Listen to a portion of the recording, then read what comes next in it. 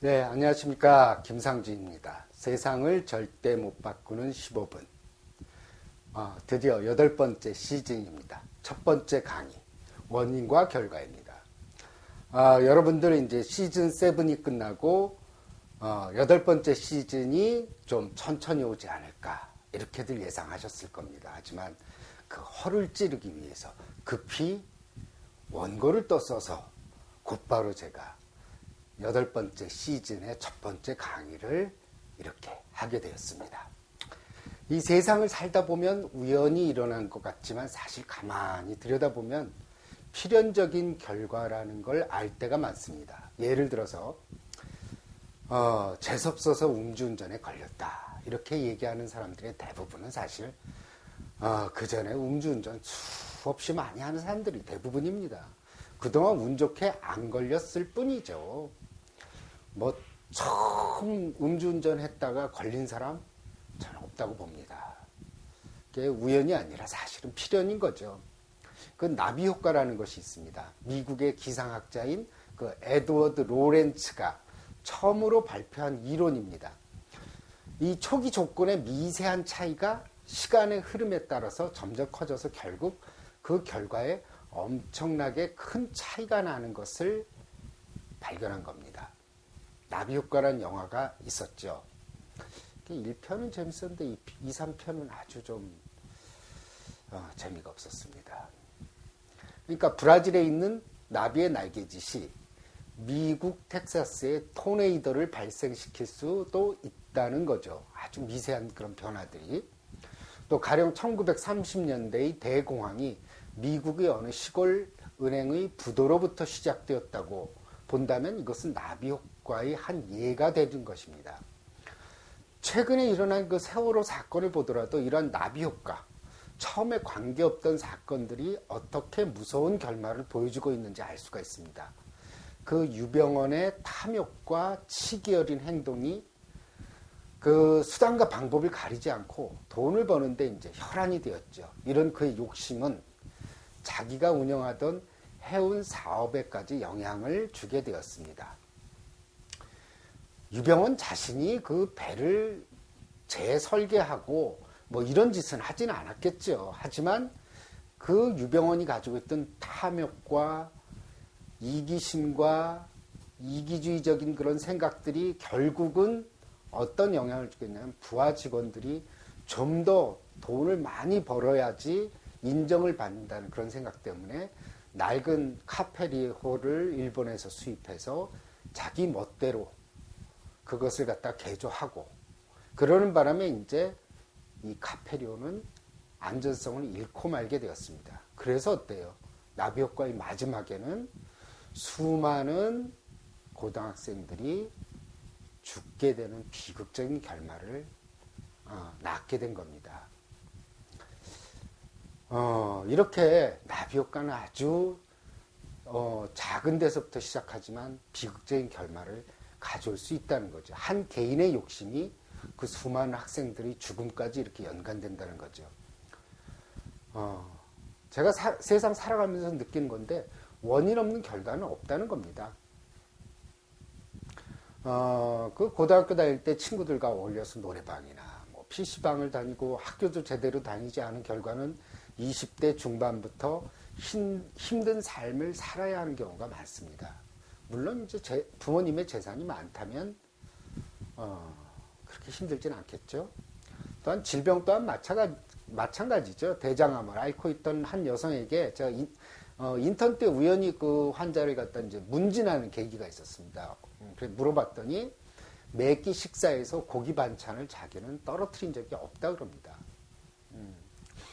그것이 원인이 되었죠. 또 당뇨나 심근경색은 뭐 과체중이라든지 운동 부족이 원인이 되어서 이런 질병을 일으킨다는 것은 뭐 상식에 속하죠. 이 세상은 원인과 결과로 거의 다 맞아 떨어집니다. 그런데 사람들은 원인 없이 좋은 결과만을 기대합니다. 갑자기 자신에게 큰 돈이 생기길 바라거나 자신이 별다른 노력을 하지 않고 큰 돈을 벌고 싶어 하거나 치밀한 준비 없이 사업을 벌여서 큰 부자가 되고 싶다는 꿈을 꿉니다. 그런데 그런 사람들은 원인을 만들지 않았으니까 결과가 좋지 않은 것이 너무나 당연합니다. 인생을 살아보니까 정말 운 좋게 돈을 벌었거나 운 좋게 승진을 했다거나 하는 경우는 정말 드물다는 걸 알게 되었죠. 거의 없죠. 그렇게 우리가 운 좋다고 하는 사람들이 사실은 우리가 모르는 노력을 했고 성실하게 자기 일을 했던 겁니다. 현재의 자기 자신은 과거 원인의 결과입니다. 자신이 욕심을 부려서 지나치게 일을 많이 했기 때문에 지금 질병을 앓고 있을 수도 있고, 일확천금을 노리고 투자를 했다가 지금 돈을 모두 잃어버리고 경제적으로 어려움을 겪고 있기도 합니다. 또 지나치게 외적으로 성공하기 위해서 앞만 보고 달려가는 바람에 내면을 돌보지 않아서 지금 공허하고 외로울 수도 있습니다. 아니면 일의 모든 것을 걸고 일 중독증에 빠지는 바람에 가족들과 소원해진 관계에 놓여 있는 사람도 있습니다. 어떤 가장은 가족들 위에 지나치게 군림하는 바람에 노년에 이르러서 가족들에게 버림받고 혼자 노년을 쓸쓸히 살고 있는 경우도 있습니다. 여러분들 가만히 과거를 돌아보십시오.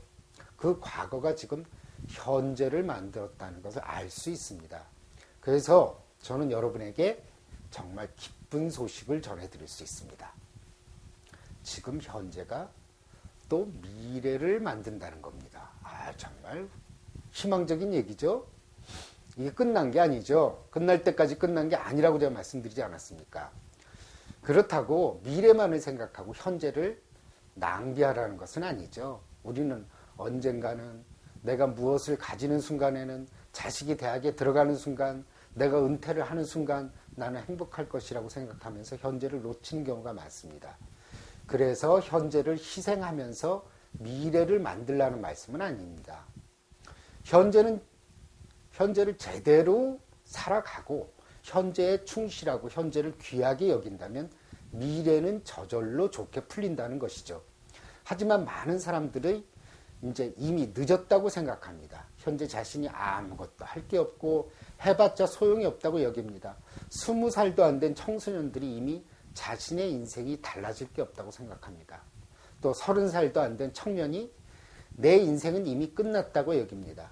그러니까 40, 50대의 사람들은 더욱더 자신의 현재와 미래를 비관적으로 여기는 사람들로 넘쳐나죠. 그런데 60대가 되고 70대가 되면 그때가 정말 젊었고 충분히 자신의 처지를 바꿀 수 있었다고 후회를 합니다.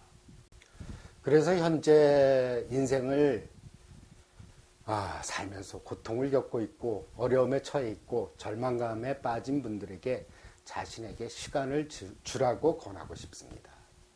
자신에게 시간을 주고 이제부터라도 좋은 원인을 만들면 좋은 결과는 분명 온다는 겁니다. 원인과 결과는 정확하게 맞아떨어지고 그것 하나만으로도 우리는 사실 희망을 가질 수가 있습니다. 해봐야 안 된다는 생각들, 내가 뭘 할 수 있냐는 생각들이 결국 원인이 되어서 더 나쁜 결과를 가져오게 됩니다. 그래서 항상 제가 말씀드리는 것이 자신의 마음을, 자신의 생각을 계속 지켜보라는 것입니다. 내가 지금 절망감에 빠져 있거나 내가 지금 죽고 싶은 생각이 들거나 내가 승진을 해서 정말 기뻐하고 있거나 상사한테 야단을 맞아서 내가 무능하다고 생각하고 있거나 내가 이 세상에서 제일 못난 사람이라는 생각을 하고 있거나 또 지금 몸이 아파서 그 만사가 다 귀찮아한다든지 지금 사기를 당해서 화가 치밀어 견딜 수가 없다든지 이런 생각들이 지금 떠오를 겁니다. 그런 생각들을 지켜보라는 거죠.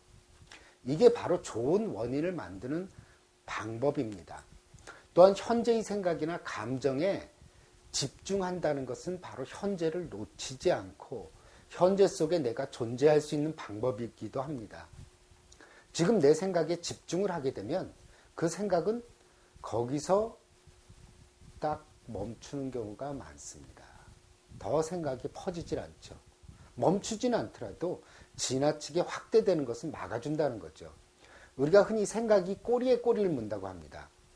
특히 속상한 일이 있거나 우울한 날 잠이 오지 않는다면 정말 최악의 생각들이 떠오르고 그 생각들이 새끼를 치고 또 새끼를 쳐서 그 생각의 늪에 빠지는 경우가 많습니다. 과거에 후회스러운 생각들이 계속 떠오릅니다. 그때 주식을 사지 말았어야 되는데, 그때 회사를 옮기지 말았어야 했는데, 그때 친구를 믿고 보증을 쓰지 말았어야 됐는데, 학교 다닐 때 왜 공부를 좀 더 하지 않았을까 등등 계속 과거에 안 좋았던 일들이 떠오릅니다. 그리고 이제 미래의 걱정으로 넘어가죠. 내가 아프지 않고 또 사고도 나지 않고 이 어린 자식들을 잘 키울 수 있을까? 나도 어머니처럼 치매에 걸리는 건 아닐까? 나도 얼마 전에 죽은 친구처럼 심근경색이 오는 건 아닐지 등등 미래에 대한 걱정들 뿐입니다. 그런 생각이 계속 들다 보면 세상을 살아가는데 자신이 없어지고 세상 사는 게 재미가 없어집니다. 당장 내일이라도 큰일이 일어날 것만 같은 생각이 들어서 더 잠이 오지 않죠. 그렇게 생각에 꼬리에 꼬리를 물다 보면 생각으로 인해서 탈진해서 이렇게 힘든 세상 차라리 확 죽어버렸으면 좋겠다는 생각이 들기까지 합니다. 과거에는 어리석은 행동과 어리석은 생각만 했고 미래는 살아가기에 너무나 험하고 힘들어서 자신이 견뎌내느니 차라리 이 세상 빨리 하직하는 게 도리어 편할 것 같다는 생각을 하는 겁니다. 이렇게 밤새도록 전전긍긍 우리는 과거와 미래를 왔다 갔다 하며 시간 여행을 하느라고 지칠 대로 지쳐서 아침을 맞이하게 됩니다. 밤새도록 우리는 마음속에 떠오르는 생각의 고문에 고통을 받고 결국 두 손 두 발 다 들고 살아갈 힘을 잃어버리게 됩니다. 이런 생각의 고문은 잠이 오지 않는 밤에만 있는 건 아니죠. 낮에도 작은 일만 생겨도 이제 내 인생 끝났구나 하는 생각 때문에 금방 의기소침해지는 경우가 많습니다. 지나고 나면 별거 아닌데도 그 당시는 일로 인해서 내 인생은 여기서 망했구나 하고 생각이 든 경험들 많이 하셨을 겁니다. 그래서 자기의 생각을 지켜보는 것이 중요하다는 거죠. 자신의 생각을 지켜보는 것만으로도 우리는 그 생각이 이리저리 움직이고 확대되고 과장되는 것을 막을 수 있습니다. 생각이 확대 재생산되는 과정에서 우리는 고통을 받는 것이지 지금 일어난 생각 그 자체가 그렇게까지 우리를 고통스럽게 하지는 않습니다. 사실 또한 현재는 그런 대로 견딜만 하거든요. 우리를 고통스럽게 하는 것이 그 생각이 확대되고 과장되면서 내 인생이 파국을 맞을 것이란 생각 때문입니다. 현재 일어나는 생각을 지켜보는 연습을 하십시오. 이것처럼 좋은 원인을 만드는 습관은 없습니다. 그런 예를 드린 적이 있습니다. 운전을 하고 가는데 느닷없이 어떤 차가 방향 지시등도 켜지 않고 내 차 앞으로 끼어든 겁니다. 잘못했으면 그 차를 추돌할 뻔했으니까 화가 머리까지 나서 하이붐을 켜고 경적을 올려대고 그것도 모자라서 일부러 추월을 해서 그 차 앞에 가로막고 확 급정거를 하는 경우도 있죠. 그러면은 이제 또 그 차에 끼어든 사람은 그냥 자기도 뒤에 그 옆 차선에 차가 있는 걸 모르고 끼어든 거거든요. 사실 그런 경우 많지 않습니까? 저도 그런 경우 있어요. 옆에서 이게 그 사이드미러 사각지대라고 있거든요. 뭣도 모르고 들어갔는데 그냥 차가 불쑥 있어가지고 깜짝 놀라기도 하고 그 뒷차한테 미안하기도 하고.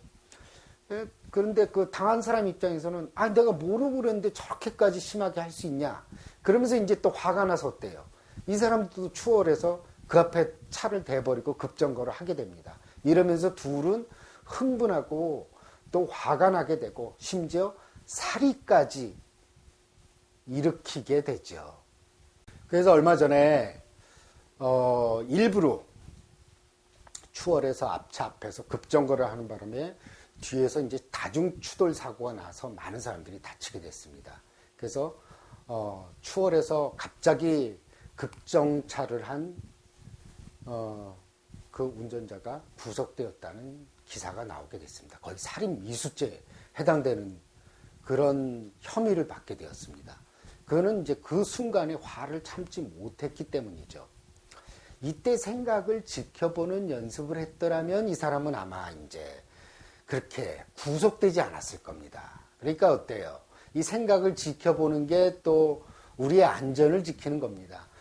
이렇게 그 차가 한 차가 딱 앞질렀단 말이에요. 나도 모르게 그래서 끼어들었다. 그때 화가 확 나거든요. 그러면 그 화난 감정을 지켜보는데 이제 처음 하시는 분들은 속으로 자기 감정을 읊조리면서 하면 더 좋아요.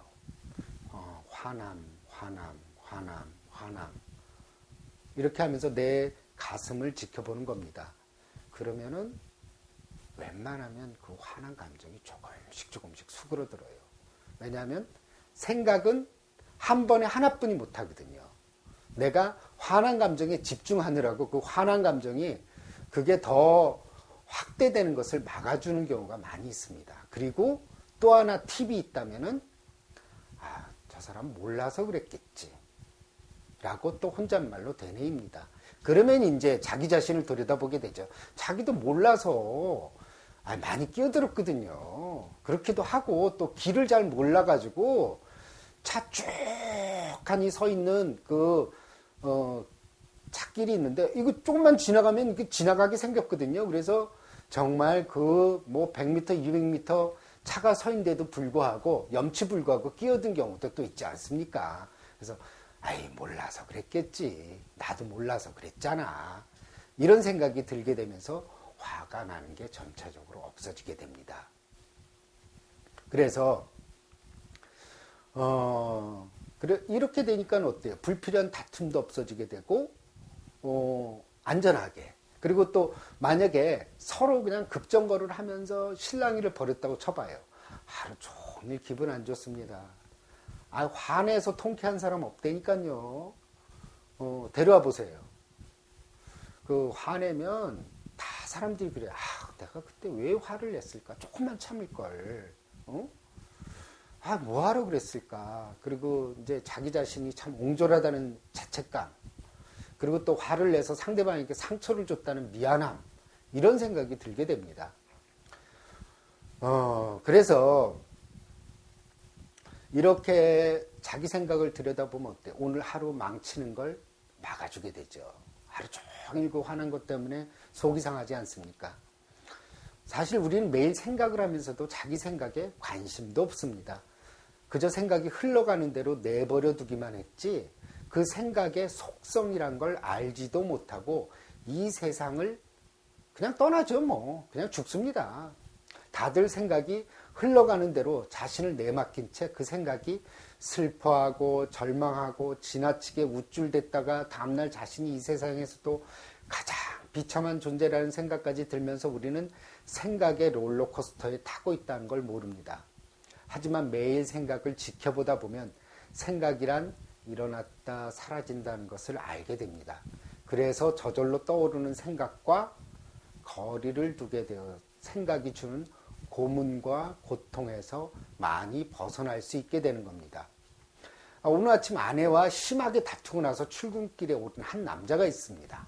그는 그때 화난 감정을 화남 하면서 자신의 화가 난 감정을 지켜보았습니다. 그렇게 집중을 하게 되면 화난 감정은 조금씩 옅어지게 됩니다. 그러다 문득 이런 생각이 드는 겁니다.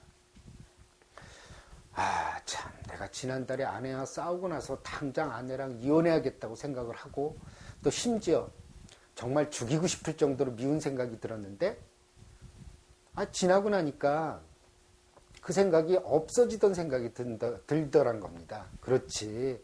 지금 아내에게 화난 감정도 또 며칠 지나거나 오늘 저녁만 되면 또 없어지겠지 하는 그런 생각이 드는 거죠. 왜냐하면 사람들은 지금 일어난 생각이 영원하리라는 생각을 하게 되거든요.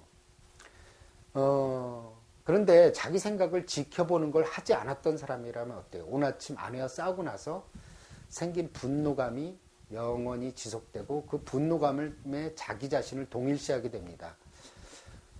저런 여자가 이제 거기서 이제 생각에 꼬리를 물죠. 화난 감정에서. 내가 늙고 병이 들면 아마 나를 무시하거나 제대로 돌보지 않을 거다. 저런 여자를 내가 왜 선택했을까 하고 후회를 하기도 하고 앞으로도 저런 여자랑 계속 살아야 한다는 것에 남은 인생이 아주 지옥 같다는 생각까지 이르게 됩니다. 그래서 생각은 자기 멋대로 상상의 나래를 펴게 됩니다. 그것도 아주 최악의 상황만을 떠올리게 하는 것들로 상상을 하게 되죠. 그래서 결론은 그래, 이런 여자랑 사느니 이혼을 해버리자 하고 불쑥 충동적으로 이혼하자는 말을 꺼내고 분이 풀리지 않아서 어때요? 출근하면서 전화로 아내에게 욕을 퍼붓고 화를 내고 맙니다. 그렇게 되면 이제 아내는 아내대로 상처를 받으니까 어때요? 또 남편의 자존심을 건드리는 말을 하게 되죠. 두 사람은 이제 돌아올 수 없는 강을 건너게 된 겁니다. 그래서 두 사람의 화는 점점 상승작용을 일으키게 되고, 이렇게 돼서 어때요? 사소한 부부싸움이 결국 둘이 이혼하기까지 이르게 됩니다. 그 과정에서 자존심 때문에 사과 못하죠. 이거 아니면은 내가 이 마누라 아니면 이 남편 버릇을 고쳐줘야 되겠다는 생각 때문에 화는 좀 수그러들었지만 절대 양보하지 않으려고 합니다. 그래서 이혼하는 경우도 있죠. 그래서 그런데 이제 조금 지나고 나서 이혼하고 한 몇 년 지나니까 그 사소한 거였는데 그래도 이 여자가 제일 낫는데 왜 그때 내가 화를 참지 못했을까 하고 생각을 하는 거죠. 그때 같았으면 이 여자랑 영원히 이 여자랑 사느니 그냥 차라리 지옥에 떨어지는 게 낫다고 생각을 했던 거거든요. 근데 그 생각을 자꾸 지켜보면 생각은 일어났다 사라지고 일어났다 사라지고 일어났다 사라진다는 것을 우리는 몸으로 체득하게 됩니다. 생각이 아니라 가슴으로 느끼기 때문에 지금 떠오른 생각들도 없어지리라는 걸 알기 때문에 지금 들었던 화도 사라지게 되고 또 그 생각에 자기 자신을 동일시하지 않게 되죠. 그래서 사소한 말실수가 수십 년간의 우정을 깨기도 합니다. 이런 생각의 장난에 말려 들어갈 때 그 감정을 지켜보지 못해서 생긴 결과들이죠. 그러니까 자기 생각을 지켜보는 것은 또 자신을 보호하는 좋은 방법이기도 한 겁니다. 앞에 예를 들었던 운전자가 자기 생각과 감정을 지켜보았다면은 아주 그냥 기분 좋은 하루를 보냈을 텐데 감옥에 가게 되지 않았습니까? 그리고 또 사소한 말다툼이 이혼까지 이르는 그런 비극적인 결말을 일어나지 않게 막을 수도 있었습니다. 그러니까 생각을 지켜보는 것은 바로 나의 안전을 지키는 것과 마찬가지입니다. 그러니까 생각을 지켜보는 것은 내 마음의 안정뿐 아니라 나를 지켜주는 부적과 같은 능력을 가진 것입니다. 그러니까 항상 좋은 원인을 만드십시오. 우리 인생에서 가장 좋은 원인은 바로 내 생각을 지켜보는 겁니다. 그 생각들이 춤추고 미쳐 날뛰고 화를 내고 내가 죽을 것 같고 이 세상 다 살았구나 하는 생각이 들 때 그 생각의 장단에서 벗어나게 하는 유일한 방법입니다. 그러니까 시간을 가지고 천천히 해보시기 바랍니다. 너무 조급하게 그 결과를 기대하지 말고 몇 년에 걸쳐서 꾸준히 하셔야 합니다. 제가 마음 지켜보기를 몇 년 정도 해야지 효과가 있다고 얘기를 하면 사람들은 굉장히 놀랍니다. 그렇게 오래 걸려요? 이렇게. 하지만 우리가 사회생활을 하기 위해서 받은 교육기간 한번 생각해 보세요. 초중고 대학교까지 하면 16년입니다. 16년을 투자해서 우리는 물론 이제 사회적으로 뭐 직업을 가지게 되거나 안정을 찾은 거는 사실이긴 하지만 그 16년 동안의 긴 교육기간이 우리에게 행복을 주던가요? 아니면은 마음의 평화를 주던가요? 겨우 몇 년을 하게 되면 자신을 가장 괴롭히는 생각의 굴레에서 벗어날 수 있는 기초를 다지는 건데 우리는 그런 시간을 들이는 것은 아까워합니다. 사실 마음을 들여다보는 것은 평생 해야 할 일입니다. 그렇게 하다 보면 죽음도 두렵지 않게 되죠. 미소를 지으면서 이 생을 떠날 수 있게 됩니다. 죽음의 공포마저도 결국 생각의 장난이란 걸 알게 될 테니까 말입니다. 자, 여기서 생각을 지켜보는 좋은 원인을 꾸준히 만들어 봅시다. 분명 그 결과는 좋을 수밖에 없습니다. 감사합니다.